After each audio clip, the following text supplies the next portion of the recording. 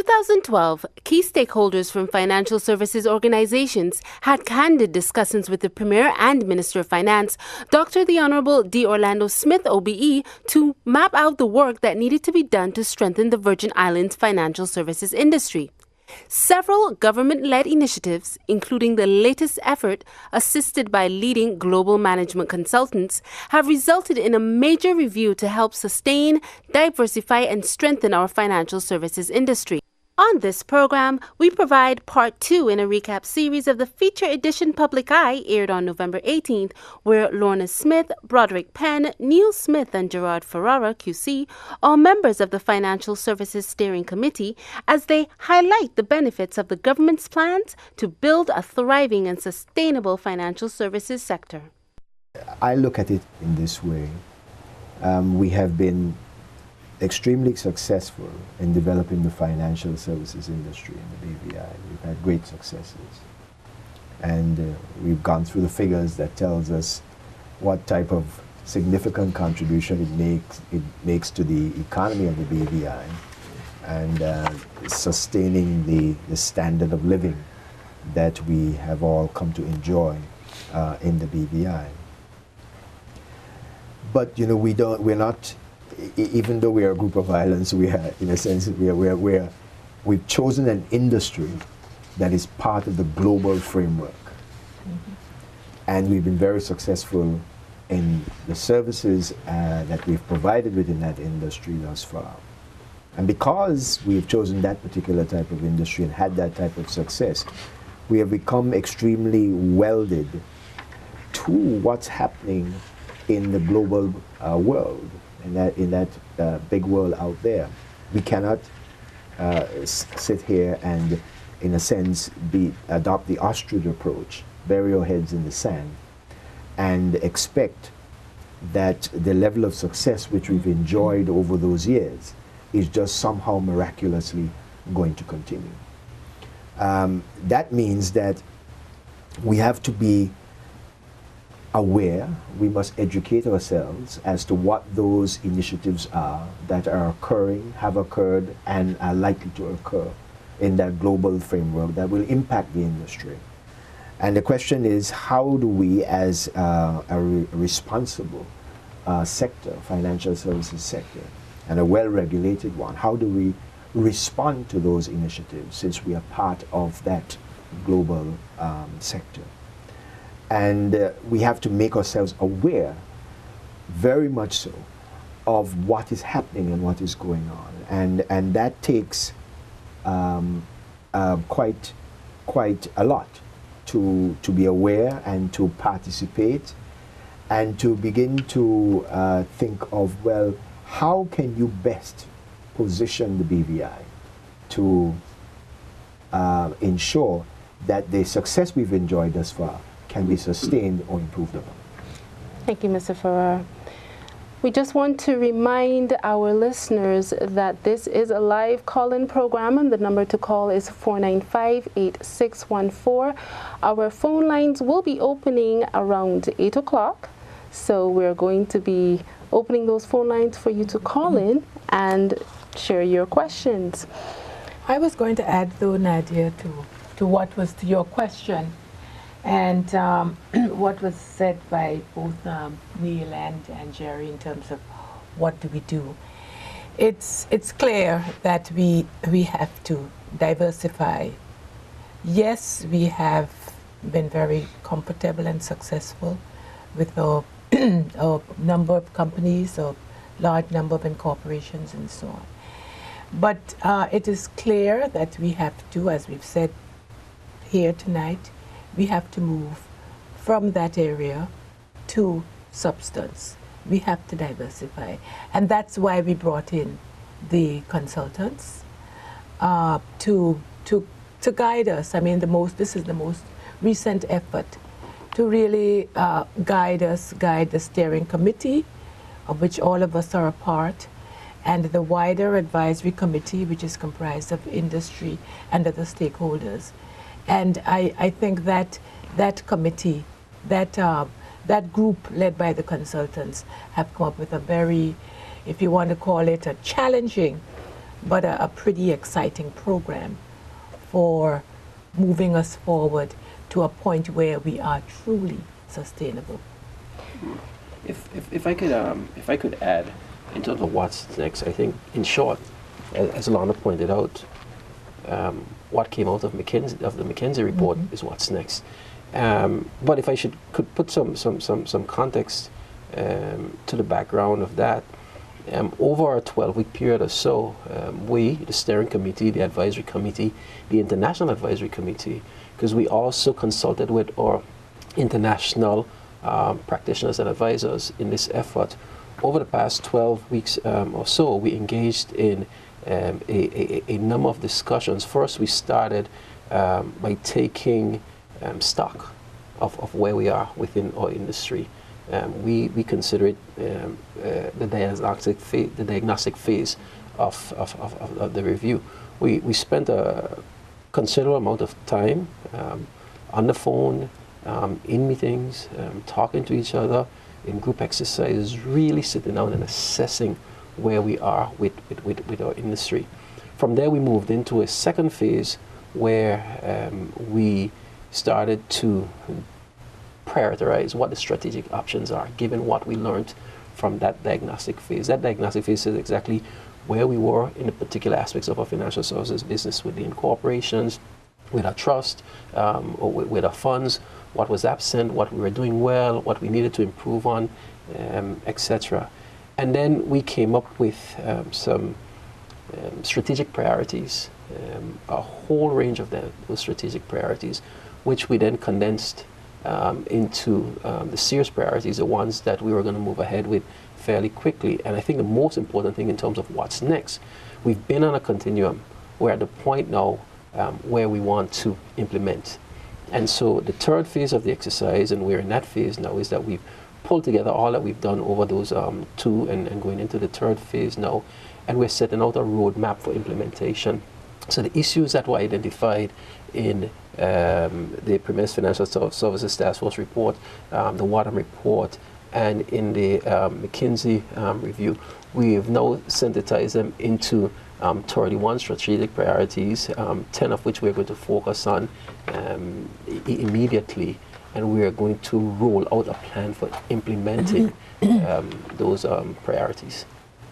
As we move into the last half hour of our program, our phone lines are open, and the number to call is 495-8614. That number again is 495-8614. We welcome your feedback or questions. Coming out of the reports and reviews that we've done, one of the key initiatives is that we work to remain a world leader in company incorporations. Let's discuss how this is going to work. Well, I guess I could begin. We all on this panel were involved very intimately. But out of the 31 initiatives or ideas that we came up with, we narrowed it down to 10 top priority areas that we need to really pursue in order to carry the financial services sector to the other level. One of the most important ones is the development of the people in the BVI to not just participate but to lead this industry. There's work to be done on the infrastructure, telecommunications, being able to travel to and from the BVI. It needs to be easier. There's work that needs to be done in respect to business development. And when I say business development, I'm actually speaking about the various products, as I mentioned before, that we can offer.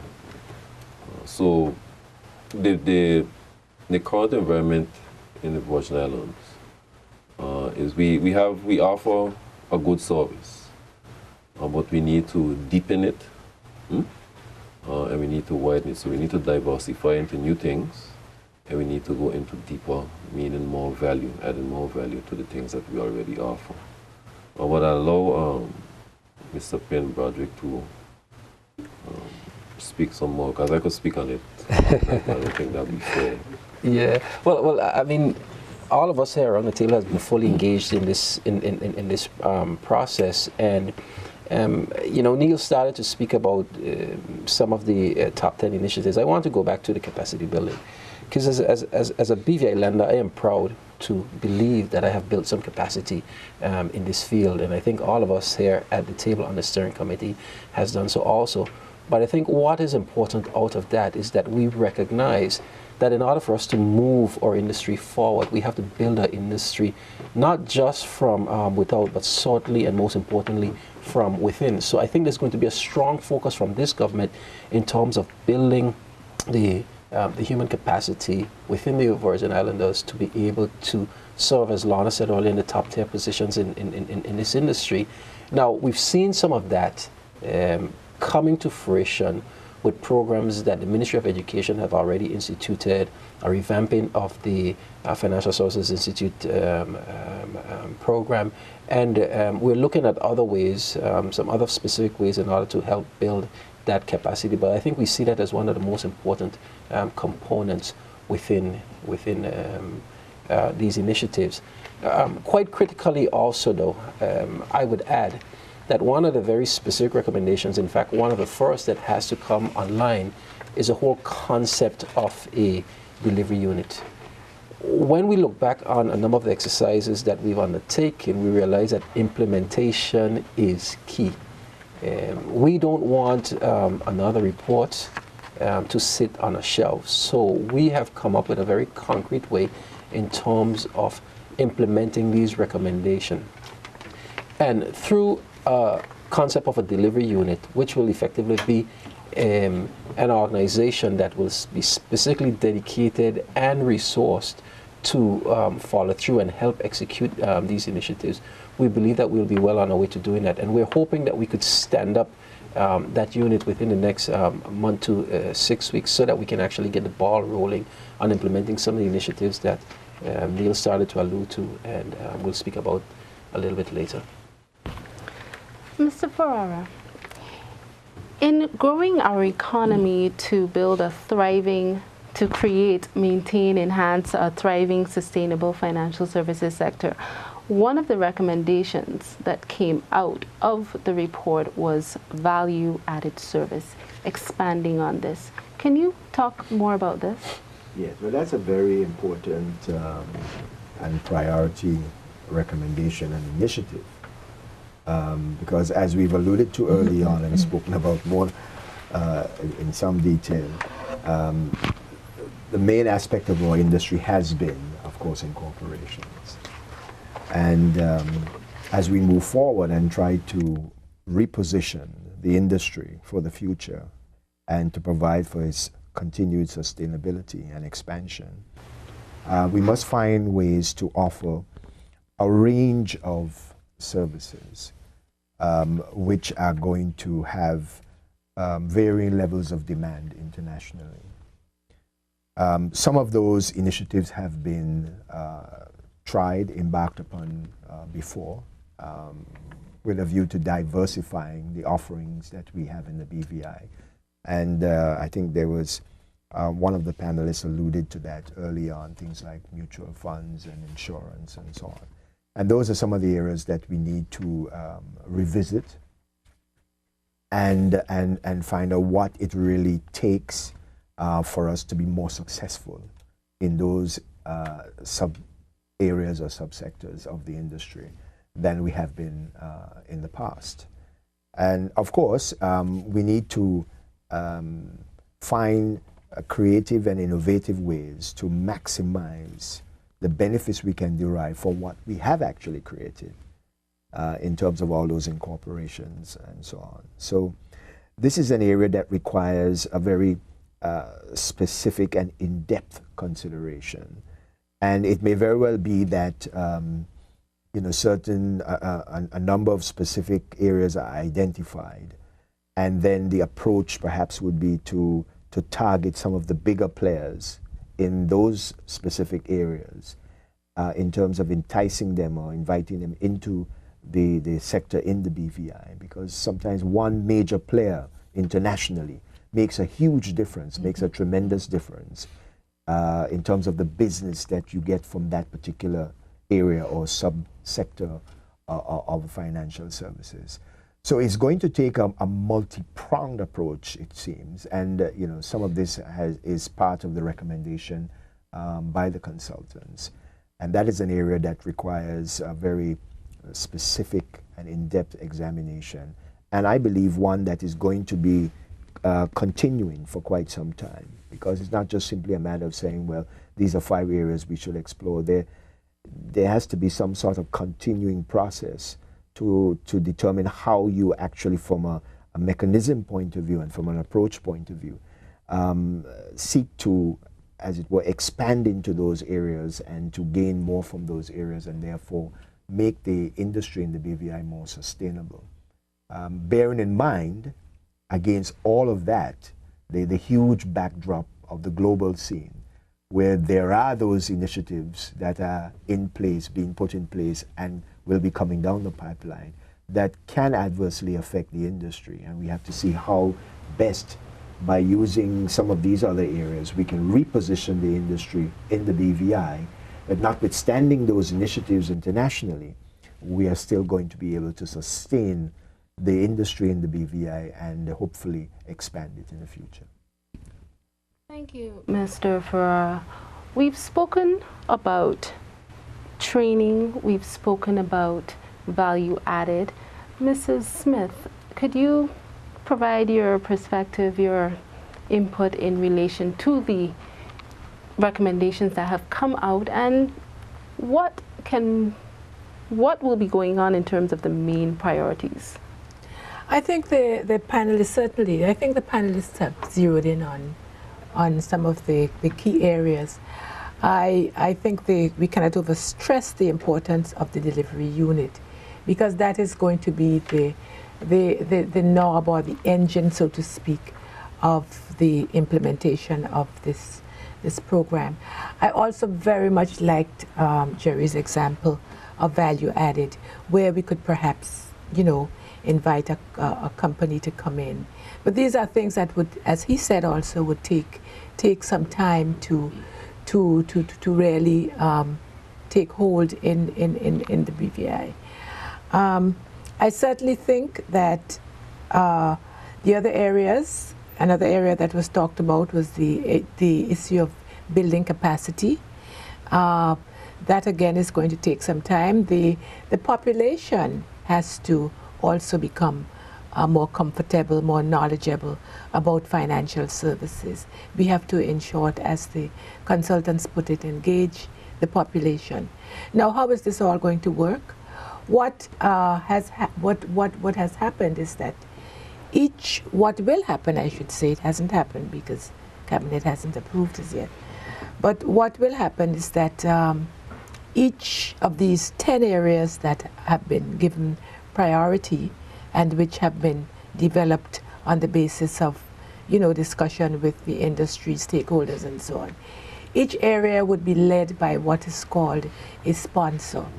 So you might find that one of us would be responsible for a particular area in terms of leading that area, but working together with that delivery unit that Roderick spoke about. In fact, the delivery unit will have to be the leader, so to speak, but the sponsor would work very closely. So that is the way that it will all pan out. I think it's important to make the point that we have 31 areas that we're going to be looking at broadly, and I think I want to be clear to the public in terms of the 10 areas that we've identified as priority, just to give the laundry list. We've spoken about them, but we're talking about tax initiatives, moving forward with effectively or implementation adherence to the international standards as it relates to those tax initiatives, setting up this delivery unit that's going to deliver on what we're trying to implement and be the grease in the wheels and unplug the bottlenecks, etc. Human capital, where we're going to have to look at policy reform, legislation and so forth to make sure that we develop the best skills that we can in the BVI and where necessary attract. The value-added services was mentioned. Very, very critical, the International Financial Center. we're going to be taking a total relook at how the International Financial Center works. That is the engine behind the marketing of our financial services industry. We're also going to be taking a look at the FSC service. Throughout this exercise, we've heard a number of ways in which the Financial Services Commission could improve in terms of its service delivery and in terms of its offerings. Lorna just mentioned engaging the population. Neil mentioned the business development function. We spoke about the capability building and infrastructure. So those are the 10 areas that we are going to concentrate on to start with aligning on building our industry, providing the enabling mechanisms, and creating value and substance. We just want to remind our listeners that this is a live call-in program, and the number to call is 495-8614. That number again is 495-8614, and you are free to call in. The BVI has some very natural competitive advantages that have kept us on top as a leader. That's what we've been talking about as we work to have a thriving and sustainable financial services. And we have a call coming in. Good evening, caller. You're on the air. Hi. I have a question. With this reform, can the panel explain to me exactly what would be the most tangible benefit to the BVI population or the BVI public, and not just government per se? Thank you, caller. Yeah, well, I mean, the first obvious one would be more money in the government coffers, but he doesn't want to answer on that specifically. But if you have an industry in the BVI that the BVI population can participate in better and more meaningfully, it means more jobs, higher employment, people with higher income going into their families, and generally speaking, a better, stronger economy. And ultimately, that is what we're looking for, to build a strong, resilient economy so that we can bear whatever shocks may come and happen internationally. A higher quality of life for everybody really is the end game. I would add that certainly to the caller that the world has changed in terms of financial services. The exercise that has been engaged in is not about government. It's not primarily to benefit government. As you said, Neil, it's for the strengthening the economy. When you look at the diversifying that we talked about a lot, it's to bring more businesses rather than just in corporations and so on, to bring real business on the ground, mind and management of companies to the British Virgin Islands. Cayman Islands, for example, has established an economic zone that has been very successful.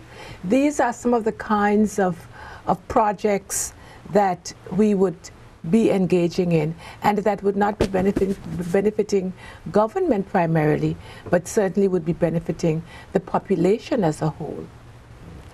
As we speak about benefits, we have a very special competitive advantage. Can the panel talk about what are some of the advantages that we have? We have strong legislation. What else do we have going to help us to build the benefits and create a thriving, sustainable sector? One of the things that immediately jumps out is the success that we've built with our commercial court. In a very, very short period, our commercial court has become renowned around the world in terms of the efficiency of its decisions, the fairness of its decisions, and Jerry might be able to say more on this than me, but the certainty that you can get from the commercial court, the timeliness, I think it bodes very, very well, and we're hoping that we can leverage that greatness that we've started to build within the commercial court to say BVI is a place where you can actually do business and you can trust that the system is going to get you the resolve that you need when there are disputes. But I think I should defer to the good gentleman to explain further. Yes, well, I think it all starts with reputation. Yes. It all starts with reputation, and the BVI has built an excellent reputation internationally in the financial services industry, and that, in large measure, is what has served us in good stead. Because, you know, we when we started off, we had a fairly I wouldn't want to say novel, but a fairly creative piece of legislation. And initially, of course, there was no business. You had the legislation, there was no business. It took certain circumstances outside the BVI to change. That then gave rise to an influx of that type of business into the BVI. And that sort of jumpstart the industry in the BVI. And that is something that we've been able to build on successfully. Because I don't know if we all remember, but essentially the industry got its kickstart because of what happened in Panama with Noriega. Noriega, right? And some of the Panamanian trust companies establishing offices in the BVI. That helped to jumpstart us, and we went from there. But the BVI has name recognition internationally. I'll stop to allow you to take that call. Good evening, caller. You're on the air. Right. As a follow-up to the question I just asked, what I really mean is, right now we do have a thriving services industry, but from where I sit, it seems to benefit non-BVI landers.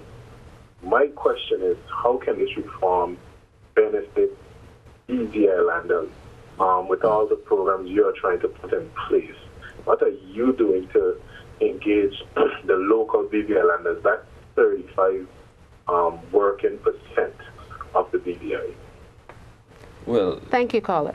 Yeah, well, first of all, I'd like to state that it's inaccurate to state that the industry benefits other people besides BVI landlords. Indeed, many of the things that we enjoy today, the scholarships, the projects that we do, is in large part a result of that financial services industry. Ms. Smith mentioned earlier 60 cents on every dollar, which means that if you didn't have this industry, if you didn't have the corporate registry, you would not be able to afford these things. You probably wouldn't even be able to afford government as it stands today. But as we go on from that, what we are trying to do is to get the regular BVI lender to participate more.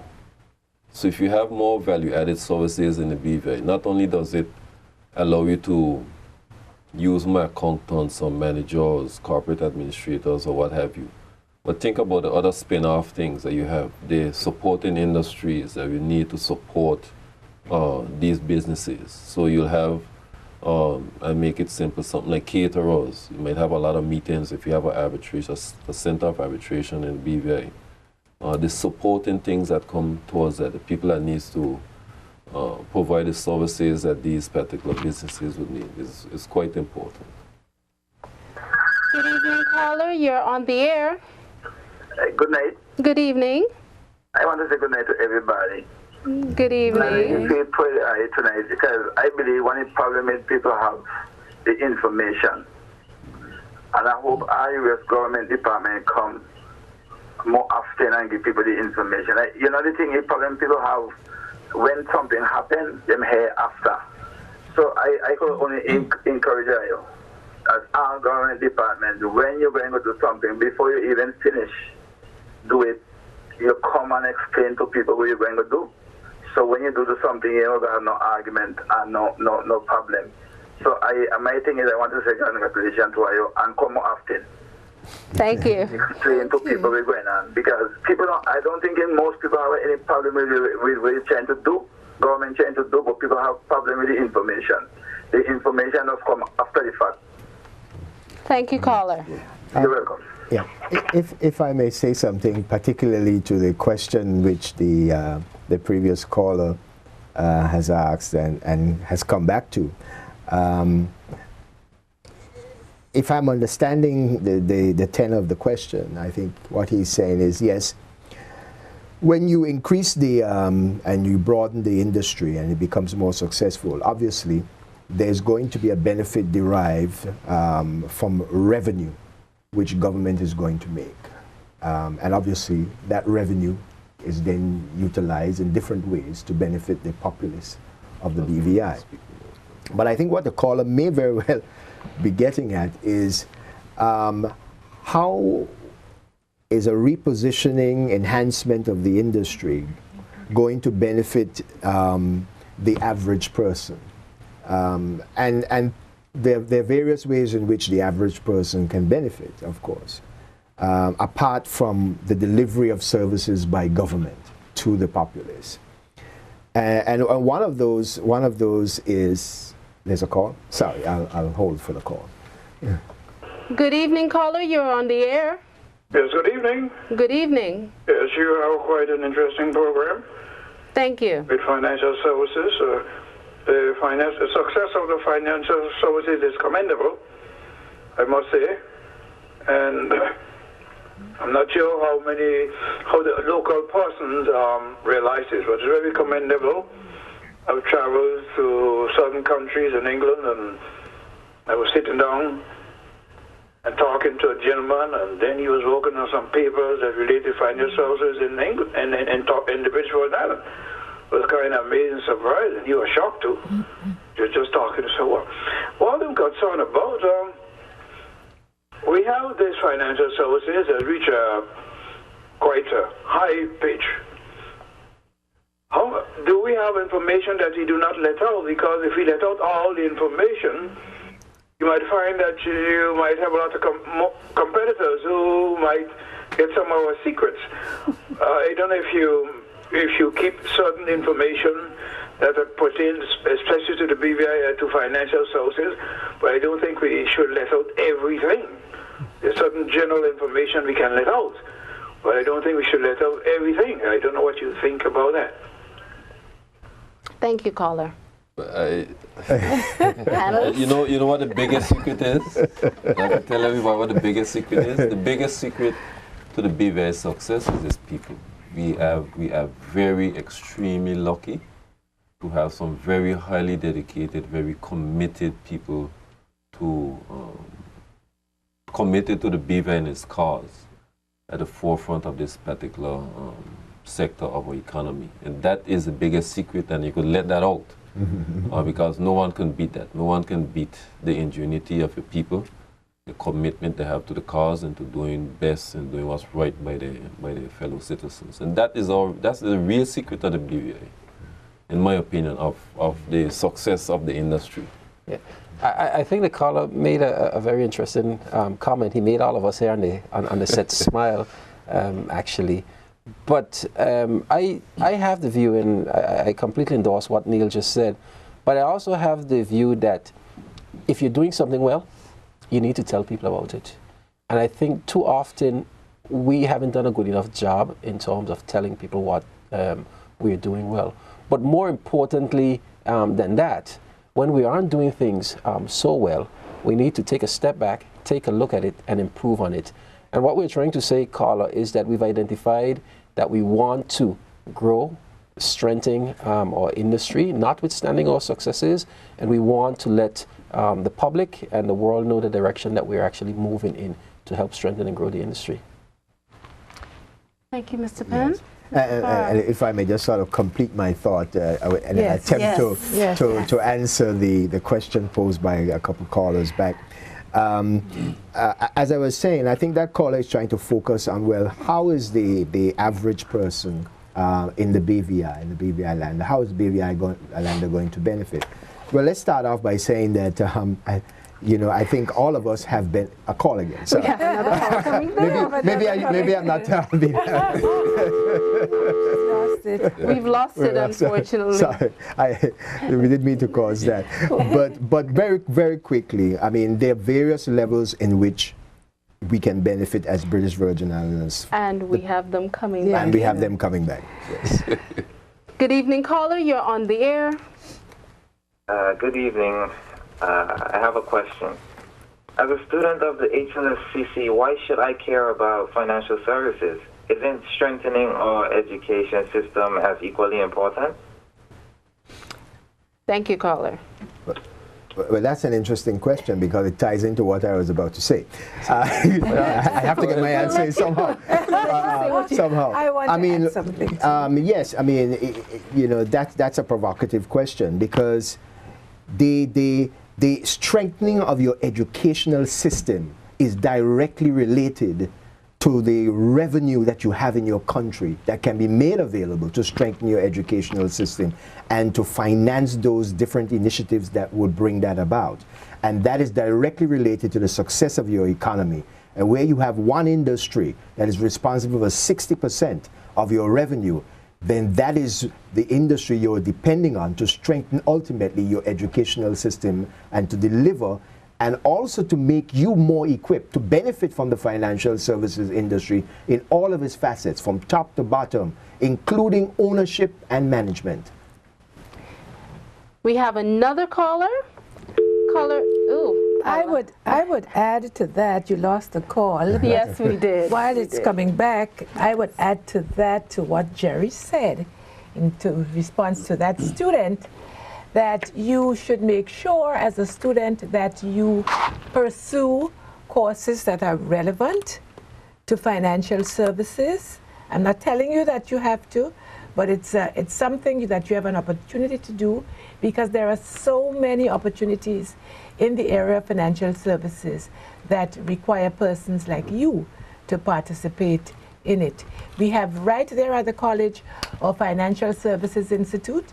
Become a part of it and learn as much as you can about financial services, because when you look at the contribution that financial services makes, it's certainly in your interest to become a part of it.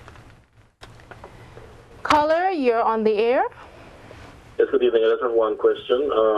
How much is it going to cost the government to implement the recommendations as it relates to improving the financial services offering? I'll hang up and await the answer. Thank you, caller. All right. Financial Financial Okay, I get it. As least as possible. But based on what we've seen so far, I expect that over maybe about a 3-year period, probably between $3 and $7 million, I would think. Anywhere in that range, I would imagine, because there's a lot of things that need to be done. There's changes that are going to be made. There are going to be individuals that will have to be hired for particular things, especially when we speak about human capital development. There'll have to be exports that will have to be hired. So I anticipate between $3 and about $7 million over a 3-year period. I think the most appropriate answer to that question, FS, is what is it going to cost the government to not develop and strengthen the financial services industry? And I am not willing to find that out. But I also want to have the caller appreciate that we're looking to do this in partnership with the industry. And while there are going to be direct costs to government, we're really talking, for example, in terms of say things like the value added and business development. We're talking about engaging the industry, using their minds, using their expertise to help us come up with these new initiatives, to help us with the business development initiatives and so forth. So this is going to be a shared cost, some direct costs, yes, to government, but certainly the industry is going to be very participative in the development of this industry also. And we actually expect a lot of industry participation when it comes to the reformation of the International Finance Center and more involvement of their expertise in helping to market the jurisdiction. As we prepare to wrap our program up, I would like to thank each of our guests for coming on this special edition Public Eye. I would also like to thank our callers who gave us a lot to think about. You've been watching part 2 of a recap series in the feature edition Public Eye, aired on November 18th, where members of the Financial Services Steering Committee highlighted the benefits of the government's plans to build a thriving and sustainable financial services sector. We invite you to visit the government website at www.bvi.gov.vg and follow us on Facebook, Twitter, and YouTube at BVI Government.